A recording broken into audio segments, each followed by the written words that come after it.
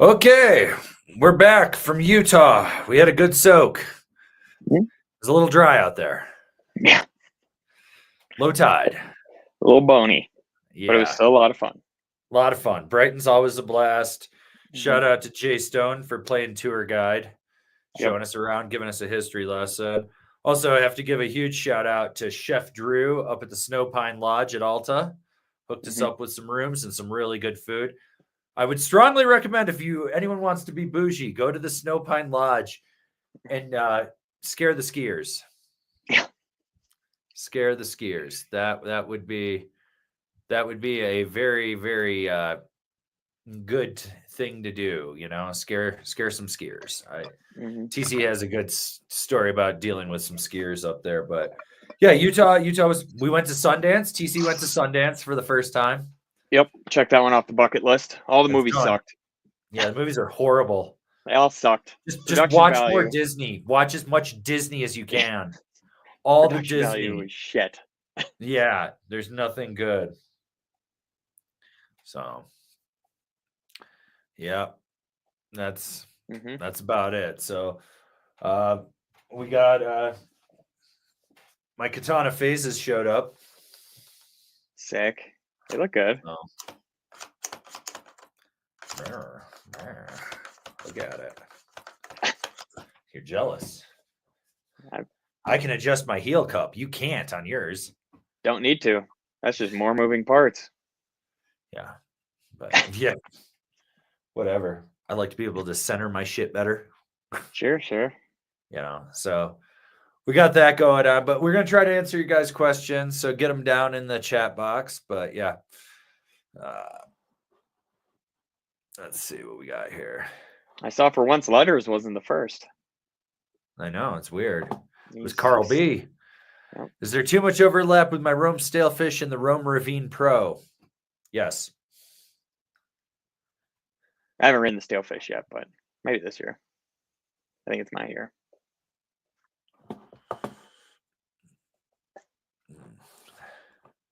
I'm going to take this one from Rich Foster. So my comment was deleted on the Price is Right top 5. Can a smartass just have someone? No, YouTube doesn't like it, so they auto-delete comments.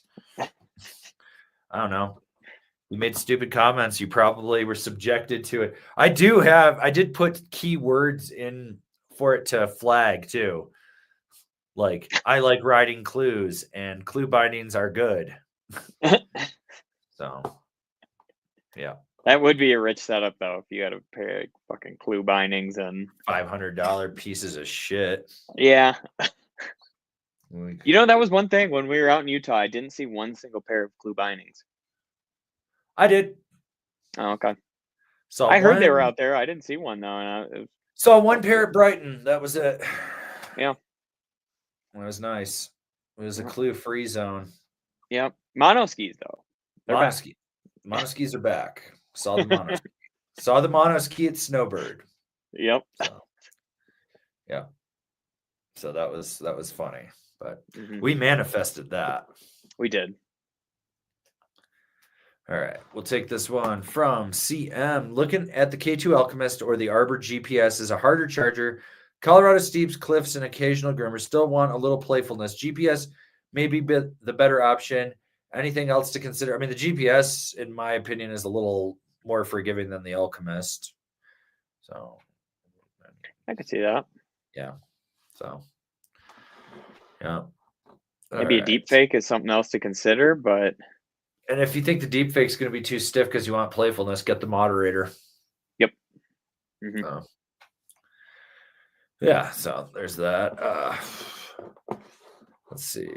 We got this one from Ian. Winter is coming. Hashtag spray skiers. It's looking like the fucking Northwest and shit's about to just get hammered. Like, everything's looking good. It's about damn time.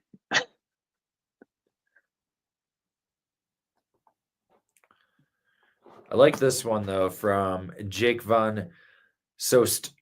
Thanks for all you guys do. Recently found out I have high arches and got some Remind insoles. I was able to go down half a boot size and my feet have never felt better in a boot. That's awesome. Mm-hmm. I like that. Yeah, good support will definitely help keep you. Oh, yeah. Oh, sorry. No. I was going to say good support is definitely going to keep that foot from trying to sprawl out, especially if you have high arches where when you step down, your foot just wants to collapse and like just really go everywhere. So, yeah, arch support, massive. That's rad, dude. We got one for you from DMC 5720. TC, I'm curious to know what you prefer about your Jones bindings over the yes/now lineup. The straps are the main thing, really. Like the ankle strap is great, and I love the toe strap on my Mercuries, where the toe strap on the yes bindings just feels a little bit big to me. It kind of just almost eats the toe of my boot and doesn't hold it the best. Where my Jones ones, I can just rock it on top of my boot and just ratchet down as hard as I want. It stretches. So it just feels like I'm just a little bit more locked in on my Jones ones. Yeah. Wow. Mhm. There you go. I thought it was because Jones pays you the big bucks. Yeah, I wish. You're getting that big Jones money. Big Jones money would Big be. Jones money. You know that they save their money because they don't light their office, and so that money goes to you. Yeah, yeah, yeah. We're all Yeah. about keeping it in the business, I guess. Yeah. Colin blew his lighting budget so that they could buy you off. Yeah, that's exactly what it is. They're like, yeah, we could send them a pair of phase bindings, or we could pay the light bill. Or like the phase bindings, it'll in turn pay the light bill, so we'll do that. Yeah. Okay, we'll take this one from Ray TT. Longtime fan, first time chatter. You guys tried the Solomon Goop yet? No. We're lining up next year's stuff right now. Solomon is end of February? I think so. Or is Maybe it start of beginning of March? March. Yeah. I don't even know if we have it on the books and written down yet. Yeah. We just gotta wait until they're done with their demos, and they like to do demos late. So they do. And like right now we've got Arbor, Borealis, and Ride sitting here. And then I've got this Rome phase. You got the Union Atlas step on. So we're slowly getting stuff in. All right, from B Shreddy. Been out with an injury, but doctor says my season isn't over. I'll be in Colorado just after Thirsty Thursday. Might check out Ski Cooper. If you're going to Ski Cooper after Thirsty Thursday, just understand it's not going to be the same vibe. No, no. You might be very disappointed. Yeah. But $45 lift tickets during the week, so you really can't go wrong. And especially if they get some fresh snow, it could be actually fun. So you never know.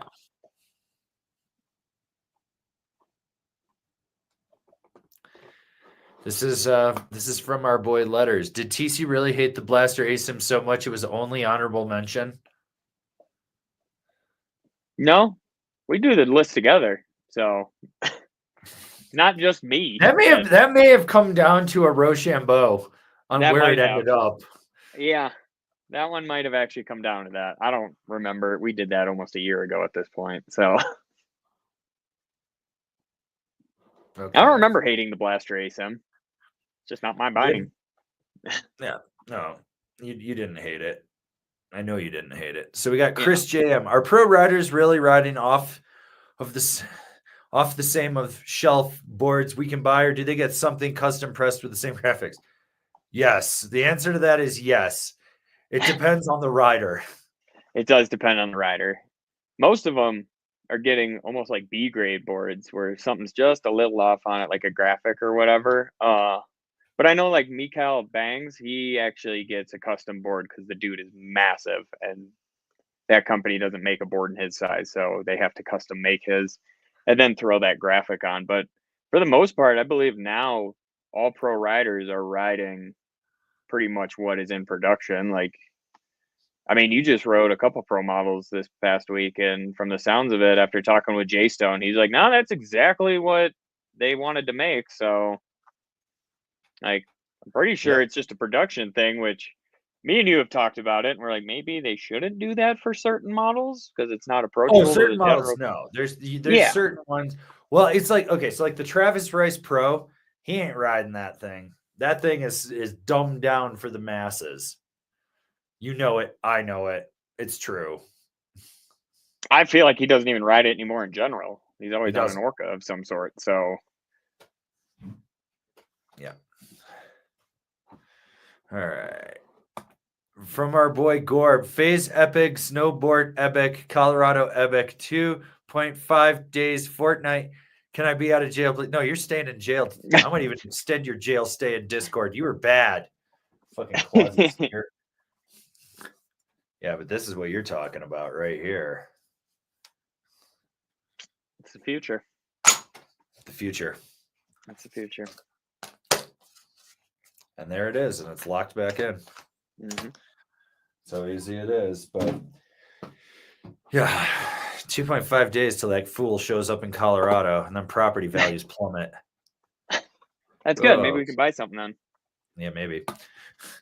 From BZMs, have you convinced Tommy to come to Thirsty Thursday? Thirsty Thursday is his wife's birthday, so they tend to go do things. Yeah, so that's probably a no. That's a no.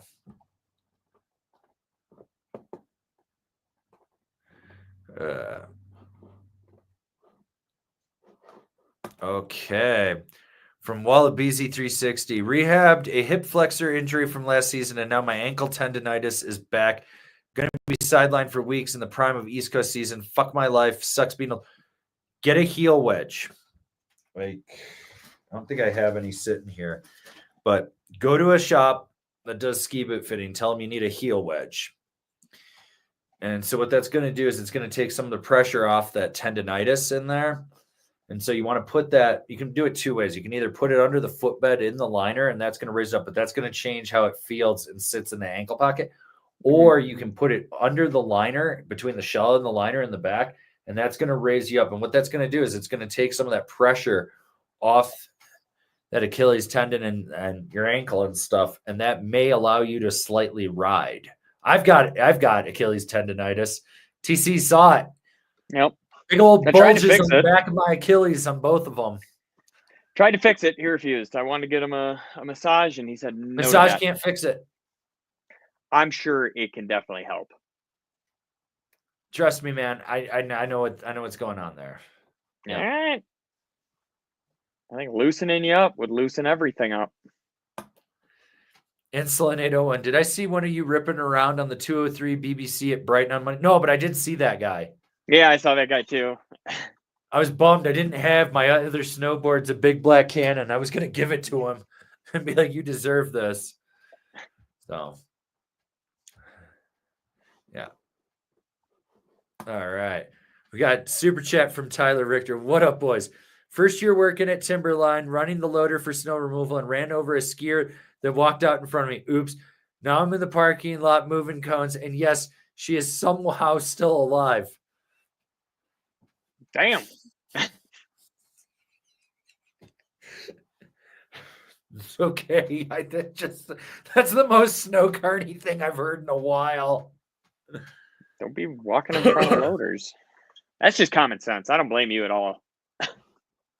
You can't see shit around a loader, especially with a full bucket. Oh, yeah. It's her fault. You're moving heavy machinery. She shouldn't have walked out in front of you. I would have scooped her up in the bucket and dumped her in a snowbank and covered her. They could find her in the spring. I mean, it could have been worse. You could have stopped on a dime and just had that whole thing tip forward and just squished her. Like, that's probably what would have happened.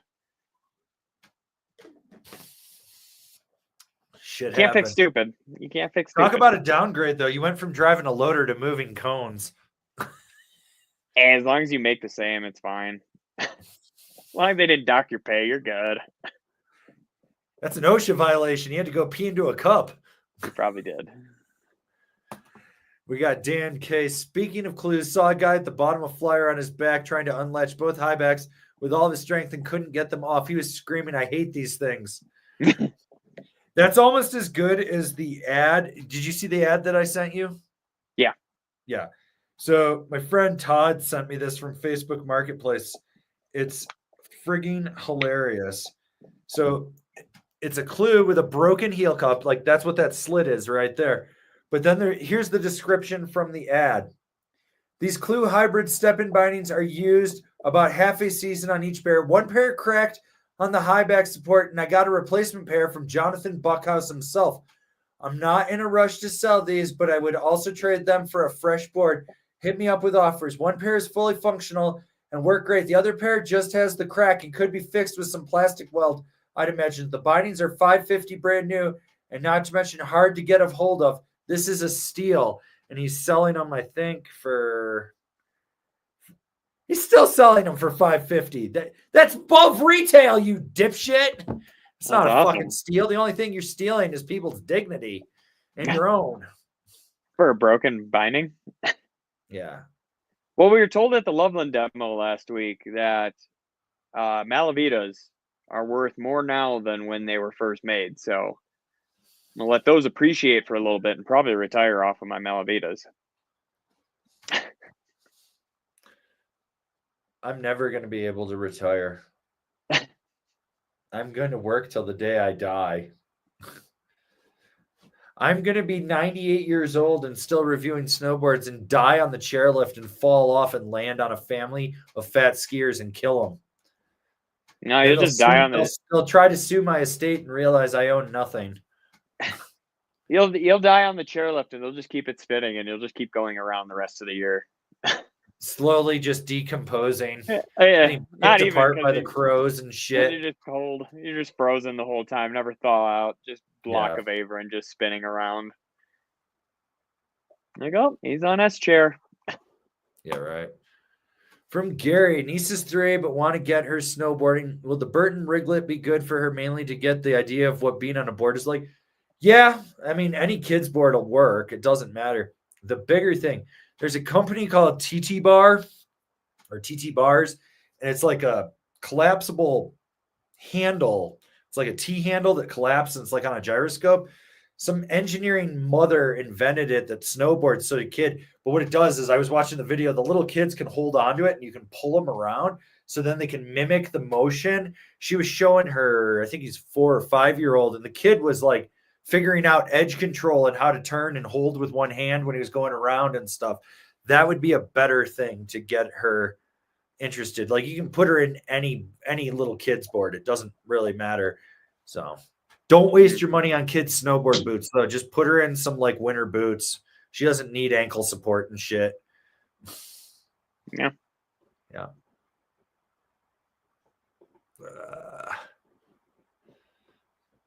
But yeah, like you said, most of the kids' snowboards have like, I know the Ride and K2 have like a hole cut into the front of it. So you don't need that stupid riglet thing actually, because that thing will break like pretty fast, especially if you just throw it in the back of your car. It'll just like stick and break on like pretty much anything because it's just plastic and a shitty spring. So just grab a rope and just have like a shitty rope with you, and you can just pull them along with that too, and that'll get them a little bit more accustomed to it instead of having to just go out and spend $20 on one of those retractable riglets. Yeah. No, that you can go buy a $20 retractable dog leash. You can do that too. Yeah. All right. From Elliot Gollin, what do you think about Ashbury Eyewear? Can't find much online, but they have a team and they are legit. Mm-hmm. They're legit. They sent us a bunch of stuff, and we were going to do reviews. It just kind of fell by the wayside because we couldn't figure out how to do it as accurately and as good as we want. Their stuff's solid. They're a solid company, good price point. Their high intensity yellow is amazing for low light. Yeah, that is bright. Absolutely. Yeah, they're good. I like their lightweight stuff too. Like their lower end models feel really good on your face. They got a good dual density foam on them. Even their more expensive stuff that isn't like breaking the bank is still super solid. Like their magnet technology is really good on it. It's not crazy heavy or anything like that. And then it has a wide peripheral too. That the one with it, like you can really see. So yep. Yeah, I like those. All right. We got a super chat from Fred Red. I need to replace my Warpig 48 from 2017. I'm not sure whether to pick the 51 or the 48. Did it get softer since 2017? 150. Just get the 48 at 150 pounds. Yeah, no, it hasn't gotten softer. It just got that new sidewall on it, the slim wall. So it's just going to turn a little bit faster for you, hold a little bit harder of an edge, but same core, same everything else. Yeah. from JB Fontaine. Hi, guys. Thanks for your awesome work. I'm curious to know your opinion on the spring break powder racer. I'd like to ride it. Capita, if you're watching, make this happen. It was on my. It's been on my wish list for like 5 years. It's right up there with the Kazoo. Make a goddamn thing happen. Should have just rented you one from Milo when we were there, just so you could have rode it for the day and just know. Could have just gone over to the Capita Union tent and just ganked one. Be like, Could've. I'll be back later. My luck, though, I would have hit a rock and blown it out. Yep. Dave would be yelling at me. Well, I mean, it made it through Loveland demo, so it probably would have made it through that one.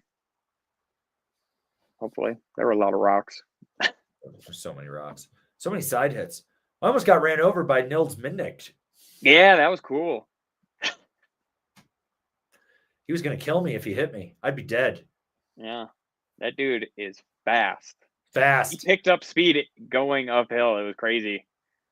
Yeah. He's ready. He's ready for the LBS. So if you're in it, watch out, guys, because that dude was take you coming in hot. And from the air, and thoughts on the K2 Commonwealth. Thanks. It looks great. Didn't ride it. Well, I think we'll probably get it in a few weeks. Yep. Yeah, I don't know. The feedback based on what I heard from other people is they really liked it, but we'll wait and see what we think about it. But I'm pretty sure that we're gonna like it. Yeah. Mm-hmm. And we'll see. We'll do rock paper scissors to get to see who rides that. You can ride it. I don't care. Okay, sick. I literally don't care if you want to ride it. There's so much stuff from K2. We're just gonna have to split it down the middle. Yeah, we are. I'll take the Sky Pilot. Okay. That's fine. Yeah. From Gibberish. Got heat molded Thraxis with remines. Anytime I crank down the ankle boa just slightly too much, my toes go numb. Any way to mod them to eliminate or just learn where the sweet spot is when you tighten down the boa? Don't crank it so tight. Yeah. Yeah, that's exactly it. Because I don't know if you're like me, but I have that problem too, where I'll crank it until I know that's the click.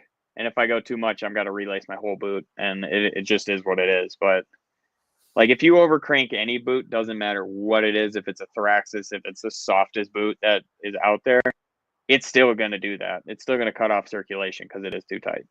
Yep. I mean, that's the whole thing. The only other thing would be pull the tongue open, look down at the condo when you're tightening it, and maybe pull it more to one side a little bit. That would be it. All right. Nico Blunk, are you going to try to test the Burton Super Ultra Blossom? No. Someone offered it to us to ride, and I just said no. Burton reached out to us. I haven't responded. I've been busy. The poor man BBC? No. You mean the overcompensator, as I call it, because they had to make it 2 centimeters bigger? Yeah. Yeah. No. Nope. Not going to ride it. Don't need to. I bet it'll only be around for 1 year. I like this one from Stephen Whitman. I went to Copper a few Saturdays ago and saw the trifecta before I could even finish a run. Clues on a Stratos, dope snow, and outdoor masturbators. Didn't see the guy with the Gilson with the hand-knitted helmet cover, though, with step-ons. You didn't see him. I did see He's there, one of going those. Straight down the middle, unable to turn. I saw one of those beanie helmets yesterday. You saw that guy too? Yeah. He had the full Volcom kit with it. Yep. And that's when I knew Volcom is really in the shithole. Oh, they had to take money. They had to license their name to work with that beanie company. That helmet beanie company. I'm sure their tech is great. Everything I've read and looked at, it looks amazing. But god damn, that thing looks kooky as shit. Yeah, it looks pretty bad. Yeah, so let's see. We've got a super chat here from I Eat Ants. How does one alleviate premature release on bindings when landing? Has happened with my new 24 Force and 24 Mercury on the park jumps and side hits. You're tightening your strap down too much and it's pushing back pressure. It's not centered right. So on this strap, you've either got to put one back, one forward, but basically you're putting too much back pressure. So when it hits, it's torquing back, and it'll pop the release lever on it more than anything. Or you're in a binding that's too small for your boot and it's just maxed out. I wonder what if your ladders are also chewed up. That too. That could be another one. Check. I mean, they say they're new, but check the ladders. If you're one of those people with last click syndrome like TC, you can chew that ladder up really fast. Yeah, especially the toe ladder. I've seen a lot of broken teeth on those before. Yeah. And I've been a culprit of it too. Yep. Ugh. All right. Joby Tapia, how would you compare the Union step into the Nidecker? Probably by looking at them and seeing how they work. I mean, that's what I would do. I might compare their taste if I'm really hungry. I mean, they're both kind of for the same rider, I would say. But, I mean, with the Nidecker, you could put whatever boot you want in it. With the Union, you're kind of just stuck with who's ever making step-on. So that's pretty much it. I don't know. I would say wait until the Union review comes out for ours, and then ask that question after I give the review. Yeah, we do have that coming. That is coming. So, all right, from Andres Stanescu. Hello, I have a Battalion Beyond Metals and a Ride War Pig and a single pair of bindings. The Now Select Pros from 2 years ago. Which bindings should I get? Thank you. Take it away, sir. I would say a pair of either like Astro ASIMs, Ride C6s, or if you wanted to stay the Yes route, you could just go with another pair of like Yes Uninks, because that's just what the Select Pro is. They just changed the name to the Unink. So you could do that for sure. Or go with like a pair of Solomon Highlanders as well. That's kind of out of right field there, but it'll be soft enough to really be fun on both those boards, but stiff enough to transfer your weight and really be able to charge still. What do you got? I got this message from Beziums that says TC can massage and loosen me up at Thirsty Thursday. Well, yeah, he might be sore, or maybe after heli boarding. We'll see. You bring the lotion, though. You bring the lotion, Bees. Okay, so me and his wife have to go find something to do while you two are getting randy in the bedroom, the hotel room. Like, oh Jesus! But to go back to Homie's question on that, I would do the Astro ASIM as well from you, and then maybe even a Union Force. Yeah, so Force would be great. All right, from Full Degen. Any difference between the 24 and 25 dinghy? Can't find much on the 20. 25 has 3D shaping in the nose. That's the only difference. Core construction and everything else is the same.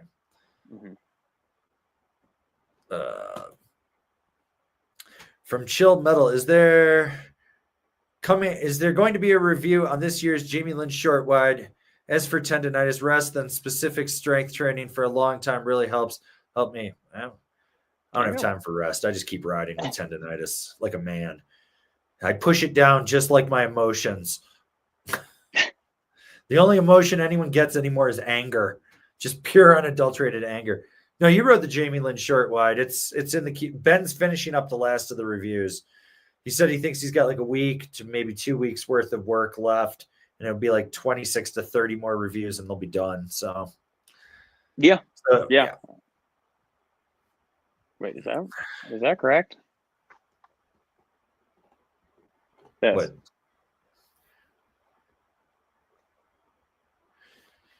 Tyler Richter, Scotty Stevens getting a pro model with Yes for the next 5 years. Yes team is stacked. Did that come out today? I've been telling it was funny this week at the demo. I thought it was Nidecker because just the way certain people were hyping it on their personal accounts, but I was going up to every booth and telling them that Scott Stevens just signed with FaZe and watch people lose their shit for like 2 minutes, and I was like, nah, I just made that up. I don't know. But that would make sense if he went to Yes, honestly. Like half of those boards would be great for him. Yeah. I think he's going to end up under the Nidecker brands, that's for sure. Oh, 100%. See. No, he hasn't posted anything, and he's still listed Capita Supercorp as his board sponsor on there. So that has not been confirmed yet. Okay. Yeah. I saw it come through and I was like, that's big if true. Like that's big news.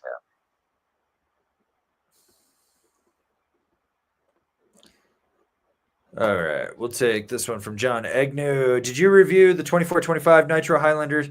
Saw it was in the recent top fives. Did not. Did not.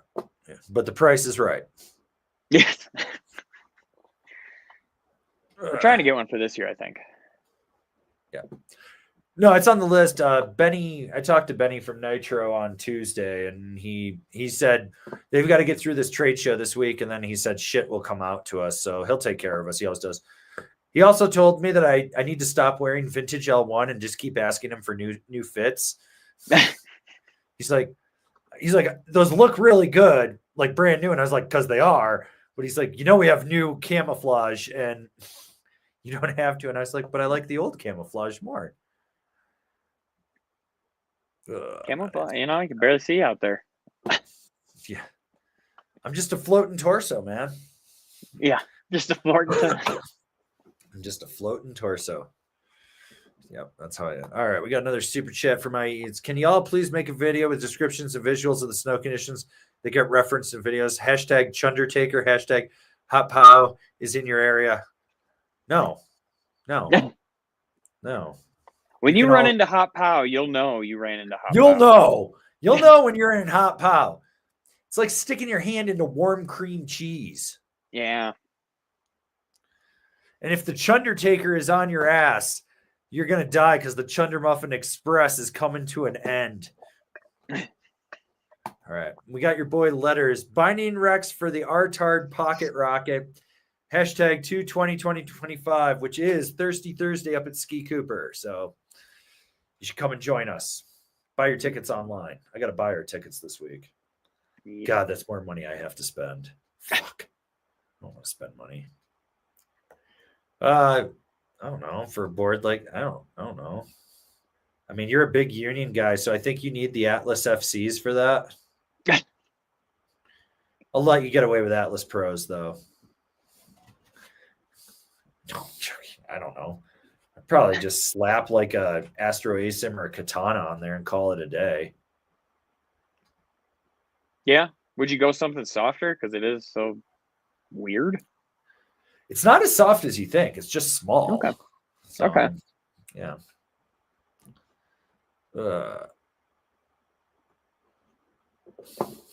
Okay, let's see what we got here. Somebody just discovered the internet today from Jeff W. Just realized Nidecker bought 32. How do you think it'll affect the tech between the brands? They're getting all new liners in their boots for next year. And 32 has phase bindings as well. And then I think the 2-year plan is they're going to overhaul the boot line again and really bring it up. If anything, the materials are going to be higher end. Things will be better. So I think it's good for 32 for sure. Nidecker's probably going to have to spend a shit ton of money to fix what's going on there. But, and I think they should probably, honestly, slim down the line. Like, they don't need 20 colorways of the lashed. Give Bradshaw his colorway and make one other colorway and call it a day. Because every time when I was selling here's my theory with 32. You have your 5 key models. So you got your Lash Boa, Team 2, Team 3, or whatever it is, like those staple ones, right? The STW. Mm-hmm. You make a black version and a white version, and you don't change that style for 5 years. Then you do limited colorways and only key retailers. So you do it, in pro models, shit like that. The bigger thing, I'd like to see some of the Jones outerwear tech sprinkled to the 32 outerwear. No, they're not going to do that. 32 is a way different customer, for outerwear. No, but I want that quality from what Jones has. Yeah, but they're not going to pay for that. And you got to pay for that kind of quality, to get all that recycled technology in it. Even no, I don't mean the recycled, like the first gen Jones stuff. Oh, I'd like to see better zippers. I'd like to see just a little bit better materials from it. So, all right. From Nick Lefio, Felcor forces for the Burton hometown hero or the Dancehall Pro. Probably a dumpster for the hometown hero. Fuck Burton. No, I mean, honestly, I don't think those boards really warrant a Felcor unless that's what you want from it, but you could do that. Forces would probably be better. Yeah, that's what I'm thinking. Is I don't think you really need a Falcor. Like you could get away with forces and be totally happy out there. Because the Dancehall Pro is not like a huge step up in stiffness or anything, so it's not 20% more stiff than the regular. Yeah, so it's an incremental growth. Yeah, you just got to race base on it. All right. Ultramo will be riding Krista Butte for the first time this weekend. Any words of wisdom? Don't die. Yeah. Watch out for sharks. Yeah. If you're riding with somebody that knows it, really pay attention to where they're going, because I've heard it can just get super sketchy super quick. So don't follow any random people that don't really know what they're doing.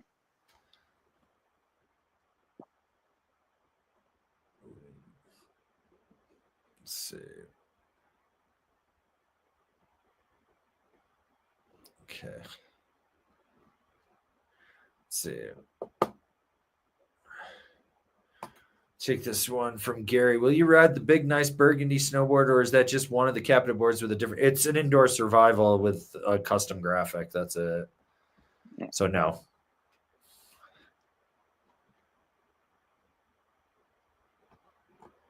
Let's see what else we got here. I like this one from Your Guitar One. What new snowboard tech that's come out in the past few seasons makes the biggest difference? Something you couldn't live without. Octuple camber. I can't live without mocking it. It's a high point in my life. I mean, past few years, that one's tough.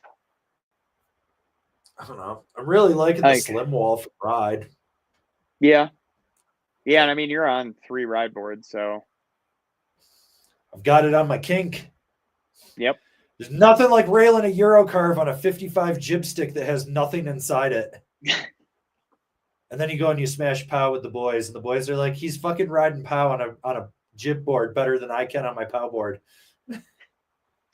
I think just the cores of boards, honestly. Like just the layup of them, like where they're just a lot lighter now than they were like in previous years. Even if you go and look back at like old boards with a bunch of technology in them, like CNC cutout 3D top sheets and shit like that, like even the stuff now rides better. Like some of the worst boards now ride better than the best boards back then. So I think it's just a lot of the materials making them lighter, making it so we can ride longer and just ride a little bit harder on it, and just know that it's not going to break because you have a cap construction sidewall and you nicked a hard piece of ice or like a rock, and there goes your whole board. So that's what I would probably say is just the cores.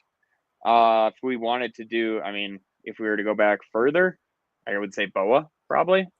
Like BOA has been a huge change, especially for like, I like lace boots in general, but having a side BOA is a huge game changer to me. I don't know if I'll ever go to straight full BOA, but like having that side BOA on is amazing. You ride triple BOA, like I'm 20 plus years deep in BOA at this point. Yeah, and I like that. That's why I'm like, I don't know if it's a new technology or you say it's new, but I mean, hell, you could even say the new BOA H4 lacing system is a new technology. When we were at the demo yesterday, I watched a dude hop out of a truck, pop the top of his BOA off, and he's like, well, what the hell am I supposed to do? They don't have anything to fix it. And I looked at him, I was like, you can just pull that thing back through and lock it into place.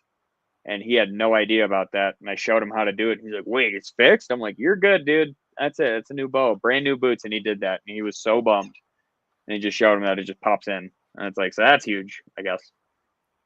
Urethane back spines. Yeah. That shit's a game changer, because I used to break back spines in boots. I haven't, since K2 started doing this in the Thraxes. They started with it in the T1 DB, but this, I haven't broken a back spine, which Actually, looking at the shell of this boot, I might have to cobble together some of these older Thraxis and use these. Because I'm having boot issues like no one would believe. I blew Yes. apart a brand new set of Thraxis in 7 days. Yeah. Like they're fucking done. They're Yeah, shot. you had problems on Monday. And Tuesday. And Wednesday. I'm just having boot issues. But Ride did send me a set of size 10 Insanos. They fit. They're not as stiff as I would want, but they'll work. So, well, beggars I don't can't know. be choosers, you know. Well, Battalion's sending me a set of size 10 acids, and Nidecker is sending me a set of size 10. What is it? Kita APXs. It's the second stiffest boot they make. It's new for next year. And supposedly those samples are messed up, and so they're stiffer than they should be. That'll be good for you. Talking with some of the guys at Nidecker, they're like, "That's probably the boot for you." And I was like, Yeah. Yes, get those to me, please, boys. So we'll see. Nothing like having to find a whole new boot company in the middle of the season. Yeah. Fucking sucks. Let's see. All right, we'll take this one from LEM. I'm torn between the Union Juliets and the Trilogies for my next bindings. My primary board is a Rome Muse, but it will likely be replaced by a Nitro Drop next season at my current core shot rate. Oh, yeah. Jib rocks. Trilogies all day. The Juliets are the one below. The Trilogies are the women's force, right? That's probably the one you actually want. The Juliets are like the next one down, and I don't think that's going to be where you want it to be. So the Juliets are either those are the STR or it's the Contact Pro. I don't remember. I think it's the Contact Pro. I think so. But regardless, you're going to want the Trilogies. It's just a way better rad in general. Like so much more foam on the top of your foot and on the top of the footbed and like below the tray that it's going to absorb a lot more chatter, where those Juliets are only going to have that foam on top and I believe under the toe and heel, or maybe it's just the heel. So all of that inner is just plastic. So you're not going to get as much dampening, and it's going to be a way softer ride. So when you do get that drop, you're going to want the Trilogy. Right. It's okay. Your boy Bees wants you to know he's got 3 cents of massage oil, big boy. That's what I'm talking about. You choose your what favorite. flavors, though? Yeah. You know? All right.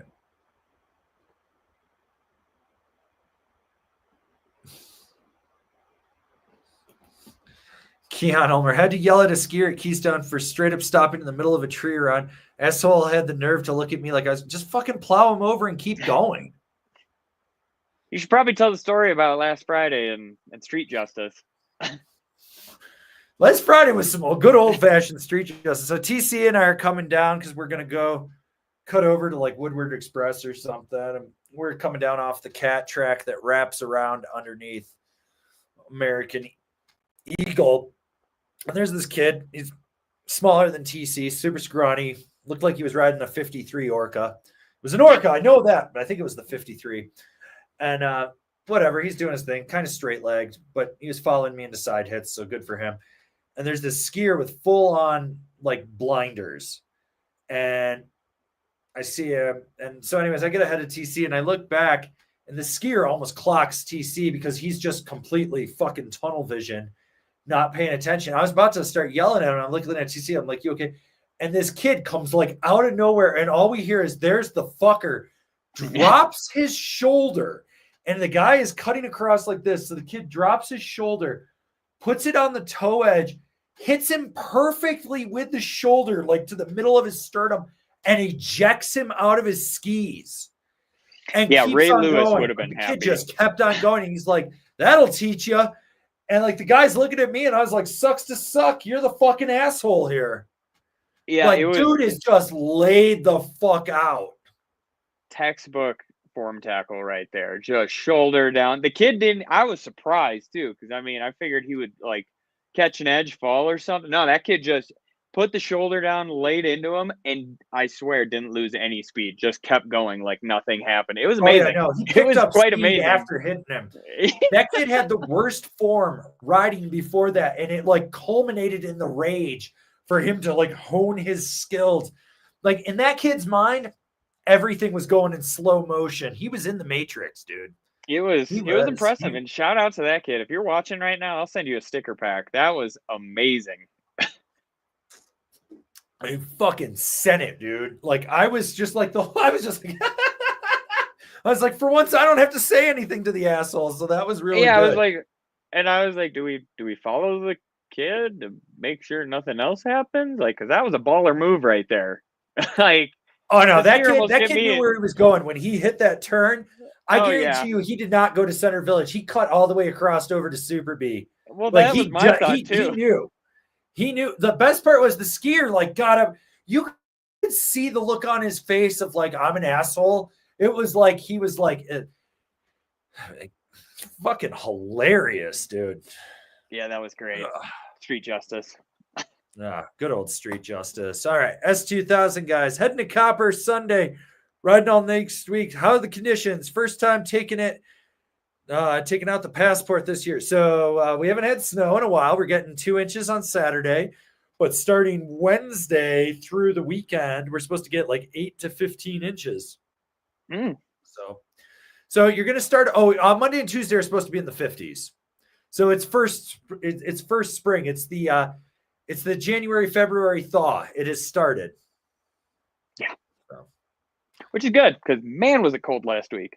Oh my God. And looking, it's supposed to be like 50 degrees next week. I was like, oh, we got some springboarding ahead of us. Time to break out the park boards. All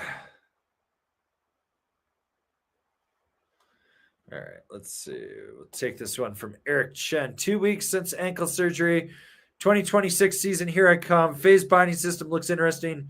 Victor De La Rue won an event with them. Thoughts? Thank you. TC's got 20 plus days on them. These just showed up today. I last week at the demo at Loveland, I got to set up a set of these and the battalions and like move the heel cups and stuff. I'm actually really, really impressed with these. Like quality wise, the concept, you get the adjustability. I might ride these tomorrow. I might ride these Monday. I don't know. I got to see how I feel tomorrow. Like, I think I'm going to give them a whole day just to themselves. Yeah. And see. But... I mean, it's a real binding from when I've ridden. Like Averin said, I got like 20 plus days on mine, and it's a real responsive binding. It's not like he's riding like a pair of Supermatics out there or a pair of like step-ons. Like you got real straps, you're locked in. The only way you're coming out is if those locks on the straps break, which there's 2 fail safes on it, so that should never happen. Like, and they're responsive. So for him to be riding them on that extreme conditions, it makes sense to me. Like I took those things everywhere that we went on, like at Snowbird. I've taken them pretty much everywhere and tried everything weird with them that I figured idiots out there would try too. And it was fail safe to me and almost idiot proof. Well, you didn't go walking to the bar with them still on your feet though. No, you can't do that, unfortunately. Oh, that's right, because they're real fucking bindings. Yeah. It's okay. After seeing those klutes, the clue boots, it's with the built-in stirrup. Hope Jonathan Buckhouse is making good money off that, selling his soul to shitty product. Fucking kook. Klutes. Ugh. All right. Tyler Richter coming in hot again with the super chat. Scott was on the 32 phase binding at T-Line this week. I figured that. I figured he was going to be on phase. That makes a lot of sense to me. Yep. So.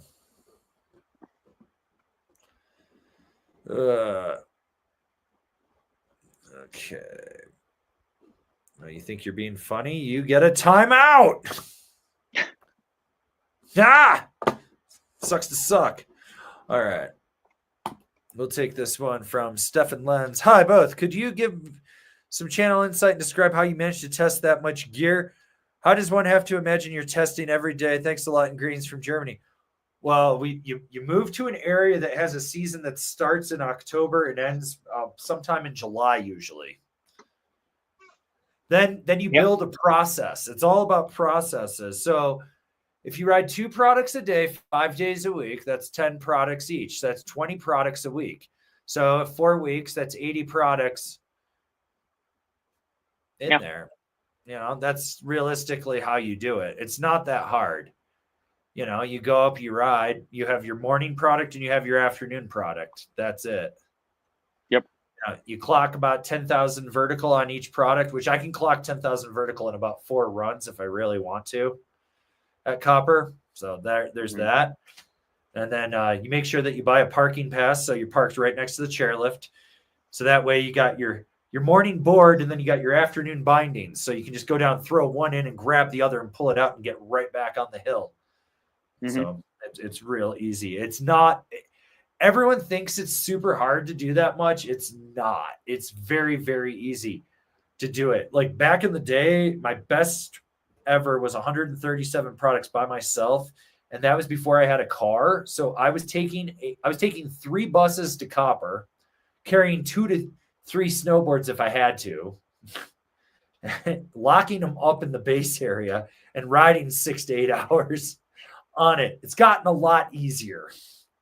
Like, yeah. It's very easy. Like if anyone really wanted to start a review channel, they could do it. The problem is most of them, they won't make it to the point where like their lifestyle isn't set up to ride as much as ours is. And they don't understand how to like look at something and go, this product doesn't sell. We're not doing it. You know, like I love when I scroll through or I get recommended the Good Ride channel and I'm like, I can't believe he's reviewing that. Like that product, nobody wants it. There's no affiliate. Like you're not making money. You're just wasting a day riding that. Yeah. You know? Like TC makes spreadsheets of everything that we review. So we know how many views it got, how many times the links were clicked, how many comments it got. Like between, we know what it's doing in the first week. We know what it's doing in the first 30 days. We know what it's doing in a whole season. So we can look at it and go, hey, this binding got 10,000 views, but we didn't get shit for the first month. So we can push that further back because it's not high demand. But if it's like something like, say, a Capita Megadeth, like the first year we did it, and then he created the spreadsheet, they're like, we got 50,000 views in like 45 days, you know? So it's like that should go to the front of it. And you just sort of, you sort of learn how to do that. Like it's all about processes. It's all about data. Like the data is the more important thing at this point. So, yeah. I mean, the hardest part about it is just the wear and tear on your body. Oh my God. Like that's just the hardest part. Like getting out there every day and riding, not that bad. It's snowboarding. So to me, I'm like, yeah, we're snowboarding. It's a good day. But like eventually towards the end of the year, you're like, my body just needs a break. And it's like, well, we can't because we have like 20 products left and we only have 5 days to like get it all done. So yeah, we got to do it. And it's like, yeah, that's the worst part about it. But apart from that, like it feels like a lot, but it also doesn't, like, because the way we're doing it this year is we're trying to get stuff in pretty much weeks on a schedule. So it's like, if a company is like, hey, I'm going to send you all of our ride boards right now. It's like, no, I have 5 other snowboards in front of you guys. Can you just wait, push it back a week or whatever, something like that? And that way we stay a little bit more organized. We can also have it so we pretty much just can ride it, review it, and then film it and then send it back. So now Avron and I both don't have to have 60 fucking snowboards in our house where it just is a mess everywhere. Avron's house last year looked like a well-stocked snowboard shop that couldn't sell one just because of how many were in there. It was ridiculous. Like, but that's pretty much the hardest part. My spare bathroom is so full of boxes for shipping and shit. It's ridiculous. Like, I just broke down all the boxes I didn't need for anything that wasn't getting returned and stuff. And now the shower is just board boxes from end to end and then stacked on top of it. And then like in front of the toilet is all the boxes, the bindings come in and I just break them down and put them in there so I can reuse them. Like that bathroom, someone, when my parents were here last year, my dad opened it, was like, what the fuck? I was like, it's a closet, Dad. That's not a bathroom. Like you don't go in there. And so it's one of those things like that, but it's not hard to ride a lot of product. It's hard to find. And the other thing is like I don't have to do the editing anymore. We hired Ben to do that. So Ben just starts editing and we just let it go. And then we've developed a process. So it's getting quicker and quicker for it. But like TC said, the wear and tear on your body, like it was May 18th. It was like a 10-inch or 12-inch or something powder day at the basin. We were finishing up and I think it was like 1:00 and we just looked at each other and I was like, I'm fucking done. Like I got, and he was like, so am I. And I was like, I'll see you in 4 weeks. We literally got in our cars and just left. Yeah. And like, didn't talk to each other. Just like went on vacation. We're like, the first day afterwards, like I sleep till like 2 p.m. I only get up to let my dog out. I'm just like, I just take naps and rest. So it's brutal on your body to do it, but we have such good processes. We're at a point where if we made more money, we could bring another person on full time and teach them the process. And then instead of you guys getting 2 reviews a day at times, you'd be getting 3. Like if everything scales the way I personally want it, you're going to get a review team of about 10, I think, in the future. And where there's also going to be like somewhere between 4 and 8 YouTube channels. So yeah, it's kind of my theory on it, at least. So thanks for watching from Germany. Yes. You're one of our internationals. So thank you. Yep. Come to Thirsty Thursday. Yes. All right. Okay. We got Lewis Eng. Hey guys, picked up a strand of shorty because I was curious about the Ashwood and their core profiles. My question is, do you guys have a favorite core profile? Thanks. I mean, it's either good or it's not. That's my theory. There's so many good ones. To make a bad core profile now, you basically have to be Gilson. Or not understand like how to CNC and stuff. Like there's so much crazy tech going on and so much going on in general with core construction and core profiling and stuff. Like for consistency's sake, yeah, I love the profile on the shadow band because I can just get on it and I know how it's going to ride.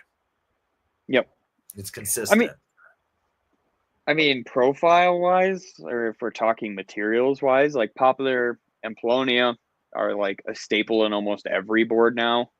So I like that. Ash is good for absorbing a lot of chatter and vibration. So you'll see that on a lot of like Jones boards, top sheets, and that sort of thing. But otherwise, I mean, if it has like some sort of carbon in it or basalt, that's also kind of what I look for if I'm like going to buy my own board. Like I want some sort of stiffening agent like that, and then a mixture of like Popular, Polonia, or something like that to give it a little bit more snap and a little bit more rigidity to it, where it's just going to last a little bit longer with a dual or triple density wood core to it. If you have one just straight up wood core, it's not going to last as long. It's when you get the mixture of different woods in there, different materials, whether that be like carbon or, like as I mentioned before, basalt. It'll just give it a little bit more livelihood to it, or even dampening as well. So that's normally what I look for, is some sort of stiffening agent and then those 2 cores. Yeah, and I'm a big fan of like when they mill the core and they can put in like the rods, like the carbon rods and stuff. I really like that. That's a big one for me. And that's something that I really, really enjoy in there, just the way that it reacts and how that works and stuff. I'm a big fan of impact plates underfoot too. I'm just getting older, so if it helps dampen a little bit, that makes me super, super happy. And that's what I want. I want to be happy. I don't like riding boards that make me mad, which, yeah, I mean, you definitely do like a damper board. Oh yeah. Like, and I think that's like, when you're a young, spry kid, you want that like snappy, twitchy, that sort of thing. And like, as I've noticed, at least as I've getting older, I'm like, I don't want to feel everything under my foot. That fucking piece of ice that I just ran over, I'd rather not feel that. Like, I'd rather not feel it in my ankle or anything. I want that nose to really absorb all of You've that. seen how I ride. If there's an ice Yeah. boulder in the middle of the run, half the time I wally the damn thing. Yeah. And like, I need something that's going to absorb me going and hitting it. So, Yeah. And urethane sidewalls. You love those. oh my God, urethane sidewalls are the greatest things ever. Like, now that they've Love perfected them, when they first came out, the first year Ride did them, there was some issues with them, and we noticed the edges would crack easier. But now that they've kind of like really dialed that in, I love a urethane sidewall. So Yeah, that, and I felt to drag too on the first few years of it. Like, you could just feel it because it was like a softer urethane, I think Rad used, but you could feel it kind of slow down on the snow a little bit. the first board that had it was the DH. Yeah. I remember that, and I didn't like when the DH came out, the Demolsky and Hebel Pro model, and they were thicker. The durometer wasn't right, and they've played around with it. Like, I like that better than an ABS sidewall, like just like a PTEX one, because those crack and shit. So it's nice. Like, they last longer, I think. And that's something that I'm noticing is, like, with the way core profiling is going with certain companies, the boards are lasting long. They're holding their pop longer. And that's what I like. I mean, my first shadow band that I gave away to Nick over at Copper, one of the lifties, I think that thing had 150 days on it. And it took to like 145 before I was like, this thing's clapped. And I've got a new one now that I'm riding. I got this year's one, and that thing's probably only got 15 days on it, and like, I can pop some seriously good ollies with it again, and it's great. So, All right. From Adam Rouse, will my Stratas pair well with my new Ride War Pig? Thanks. Yeah. Stratas would be great on it, especially because you have that giant ass footbed on it. So that War Pig is going to have a nice base, so you're not going to get that toe and heel drag from the actual base of the Stratas. So yeah, that's a sweet pairing, actually. Let's see. From Eli Clark, what is your opinion on Cardiff snowboards? I recently swooped up last year's Goat when they still had the carbon and race base. Soft for a free ride board. Feels more like a lightweight powder freestyle. I don't have an opinion because I try not to think about them. Like, they exist, Andy, but I have no urge to want to ride them. I'm done trying to work. Like, Bjorn's a great dude and stuff, but at the end of the day, they're just another brand that sits there that I look at and go. Yeah. Chef Andy was riding one. He liked it, but honestly, I think their graphics are cool, but they don't really move the needle for either of us. Like, so cool graphics and all of that. I just don't think that the technology is really there yet for the price, because those things are expensive. And I haven't seen anything, even when I worked at Evo, I didn't really see anything that I was like, I need to try that board. It was a lot of just talk about the graphics and the shape and their carry forward graphics. So you're like, okay, but why is it $800 for this board? Like, if you look at the cores too, like they do that crosswood and stuff, and that's all because of Eric at GP87 and shit like that. Like, they come out of a great factory, and like, I'd probably enjoy a few of them. I'd probably be like, yeah, I just don't care. I've hit a point where if I look at a brand and I go, I don't care about you, you don't excite me. I don't care. I just don't care. All right. Take this super chat from Spartacus. Worried about a friend that just bought an advanced board and wants to learn Posi stance first. I don't know how to help him. Arbor Brian Iguchi 2024. Let him go figure it out for himself. He will or he won't. Screwdrivers are very easy to operate. Yeah. If you've already tried to pretty much tell him, like, hey, maybe you should try a little duck foot first, and he just said, no, I'm going Posi, let him do it. That shit sucks going toe side when you don't know how to snowboard and you just go Posi, because there's not much leverage to go back the other way once you do get it on that toe edge.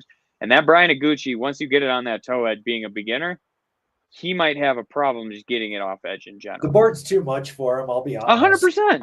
Like, Yeah, the board's don't buy gonna your eat him daughter a alive. Ferrari. He's probably, you know what the funny thing is? He's probably gonna end up selling that on Facebook Marketplace. Let's be fucking honest. Guy's gonna go out and ride 3 times, get shit whipped on it at some point, and he's gonna go, fuck this, I'm out, and that's gonna be the end of it. And someone's gonna swoop that for a killer deal. Yeah, that's what's gonna happen. Yeah, it's like buying your daughter like an F-350.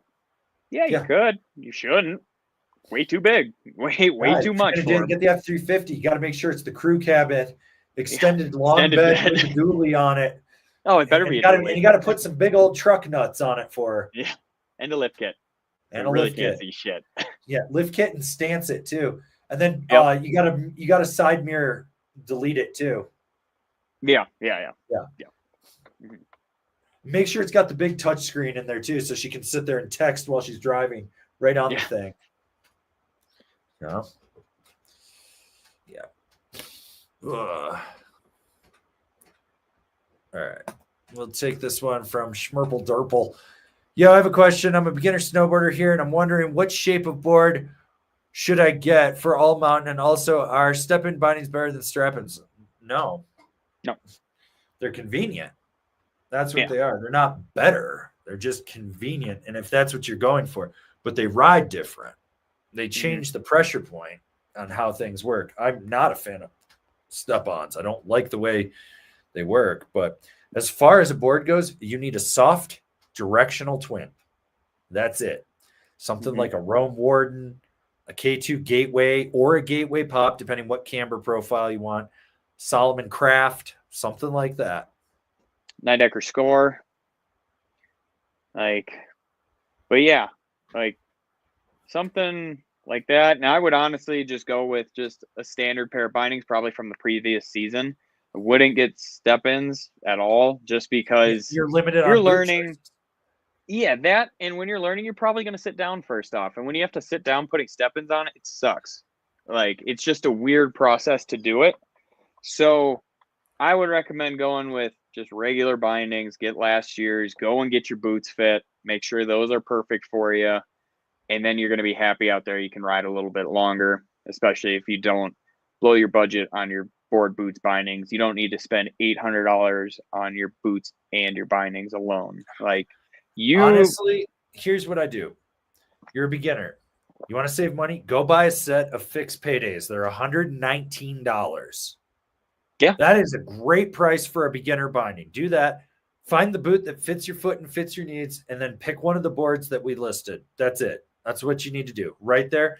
Don't overthink it. Don't get caught up in it, and just go out and fucking ride. Just go ride. Yeah. Ride that board until the rails fall off of it. Mm-hmm. You know, that's it.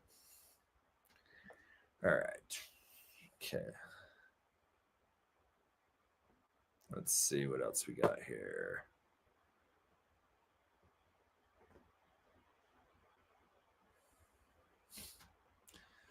All right.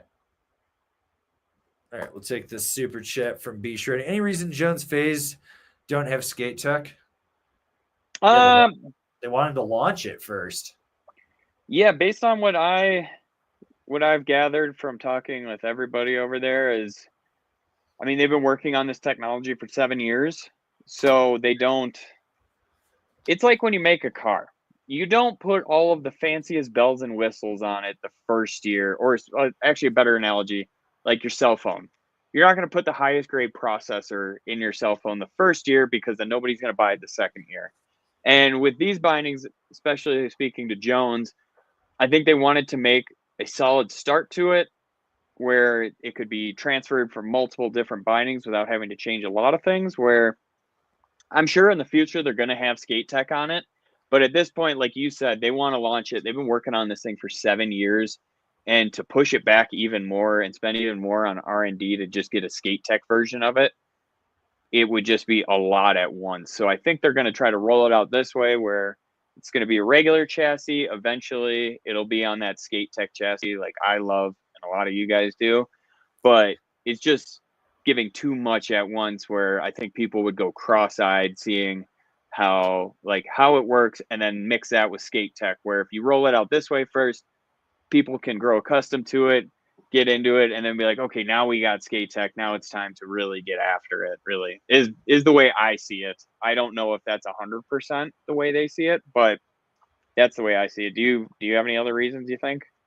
No, that's exactly it. Like it's a tech story. So if you put two tech stories that are big like that together, then you take away from the one that you really want to push. So it's the first year, like let's roll it out. Let's do it. Oh, hey, now we're adding it to the skate tech. Now we're adding this, we're adding that because you want to see how it goes from there. Mm-hmm. You know? So yeah. All right. We'll take this one from our Chris.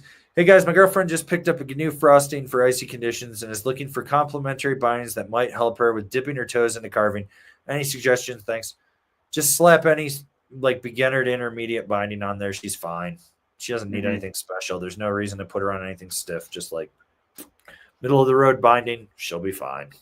Yeah. I mean, if you're really concerned about it, look for something with skate tech so you can like get a little bit extra hinge to it. But I mean, any solid beginner-esque, intermediate-esque binding would be great for her. Maybe something with a little bit stiffer strap heel toe wise, but still have some play laterally. And I think she'll be all good to go. Yeah. Okay. Let's see.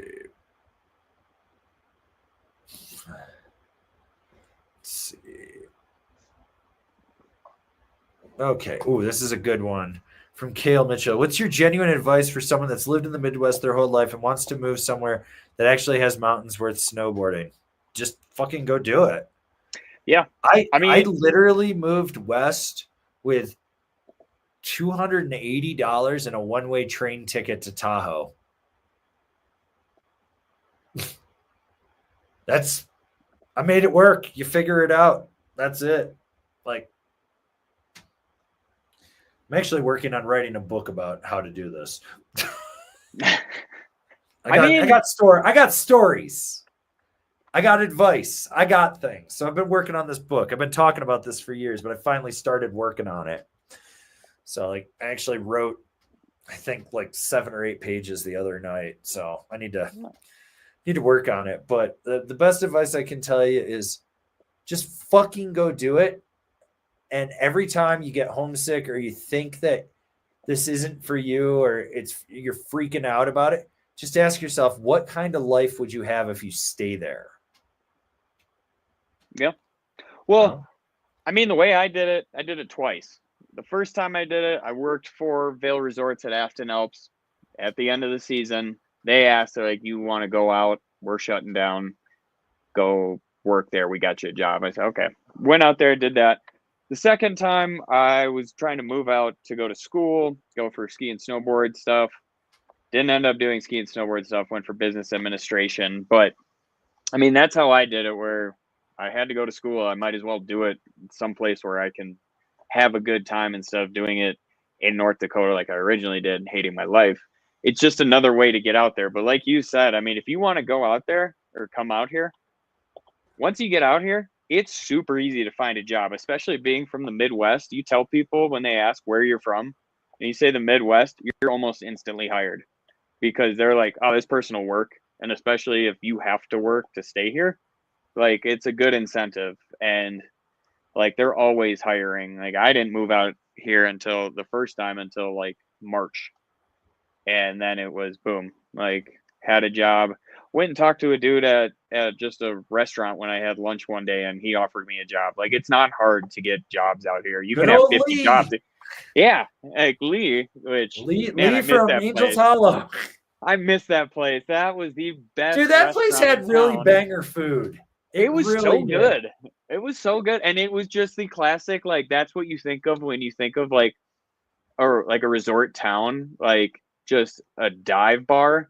That was the pinnacle of it, where it's like super cool atmosphere, great food, and just the nicest owner working there. Like, and he treats his staff amazing. And there's a lot of places like that. So like if you want to come out here, come on out. It's hard to find a place to live, and I wouldn't recommend living in employee housing, but like not this year. Not this year. All their pipes broke. or try to stay at an icon place that has employee housing. That'll be a little step up better. But I mean, yeah, honestly, the safe bet, like here's the safe bet, right? Take a job at Copper Mountain, lift ops. You're going to talk to Ollie. He's a good dude. Just put it down there and be like, hey, I heard on Angry Snowboarder. He'll see that. He's the hiring guy. He can help you with that. You go live in staff housing. It's like $380 or $430 a month. You share a room. It's like a dorm, whatever. You do that for a year, for a season, and you figure it out from there. And then you get it. It's like yesterday when we were at Brighton and I ran into Howie, one of the lift leads from Copper. yeah, I've known yeah. Howie for years.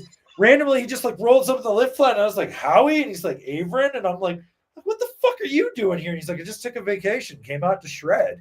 And I was like, hell yeah. But like Howie's just one of those kids that just showed up, got himself into a position where he became a lead. He lives up in Leadville. He snowboards like 7 days a week, plays hockey 2 nights a week. He's got a good life, knows a bunch of people. Just fucking chill, man.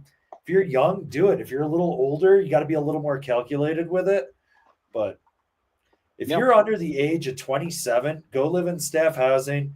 Remember to wear a condom so you don't get a disease because you're going to hook up with some swamp donkey. Go out.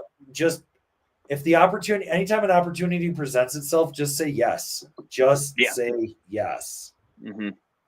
Yeah, I would definitely recommend it. I mean, especially if you're at a place that like you have the option, like do it, dude. And if you don't like it after a month, go back. But like the second time when I moved here, I flipped a coin on it and it came up heads. So I was like, all right, I'll go. If I don't like it, whatever. I tried and it was like I haven't left since. I'll go back for a week or two and then be like, I got to get the hell out of here and go back to the mountains. Like I can't do this. Yeah. I mean, fuck. Yeah, I literally said, like I moved west with under $300 to my fucking name and a board bag full of snowboards. That was it. And just figured it out. I worked some really shitty jobs. I worked for Stevens Pass before Vail bought them, and they fucking lied to me. They told me they were hiring me on at the time, I think they were going to hire me on at $10, $50, or $11 an hour. I think minimum wage was $5.75 or something. So that was a pretty good wage back then. And I remember I got my first check on Christmas Eve after going through all their training and shit. And they paid me $7.25 an hour. I went in and I said, what the fuck is this? And I was like, I was told that I was hired on at this. I have more experience than anyone else on that floor. I was managing a shop before this. And they didn't like the guys that were like middle management under the main manager there didn't like me. They thought I was trying to take their job. And I was like, I literally just wanted to snowboard and I wanted to do the most basic ass shit. And well, they're like, well, you've got to do this. And I was like, cool. I fucking quit. And they're like, what? And I was like, you can't quit. And I was like, watch me. They tried to tell me I couldn't quit because it was the Christmas rush and they needed me.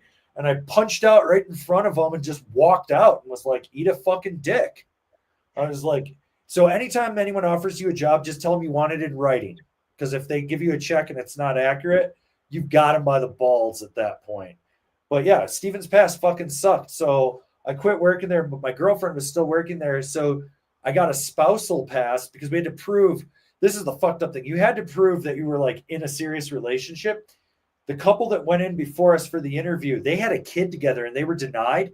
We showed up and we brought vet bills for my dog and her dog that were from the same vet.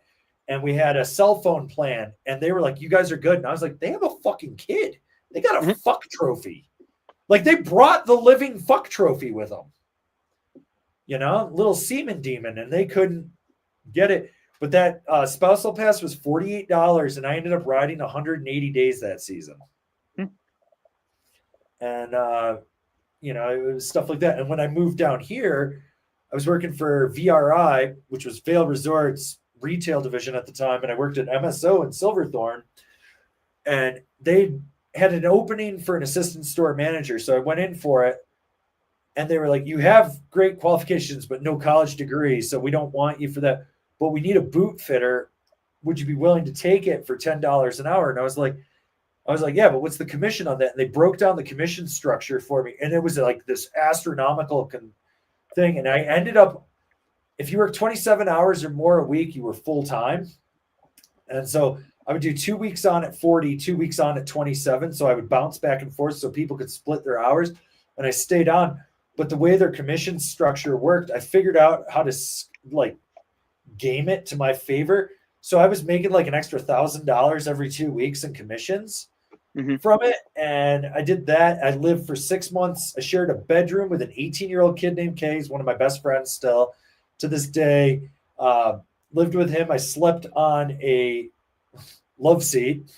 And that was my bed. I slept on that every night. I fucked my back up.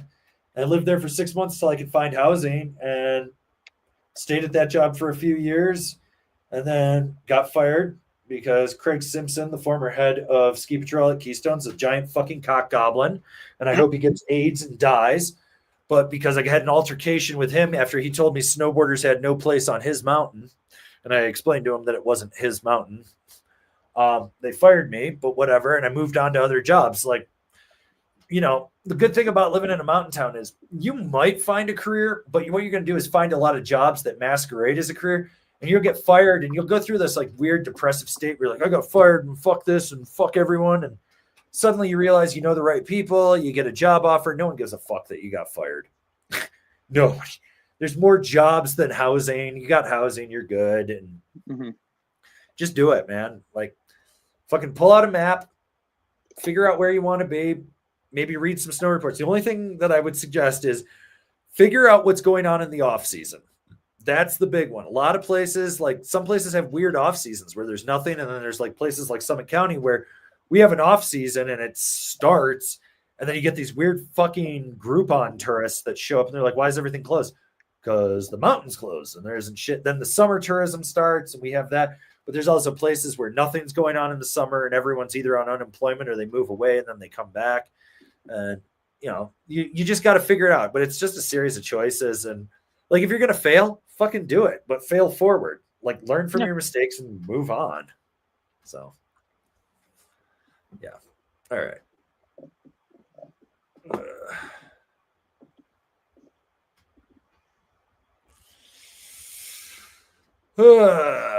Okay, let's see.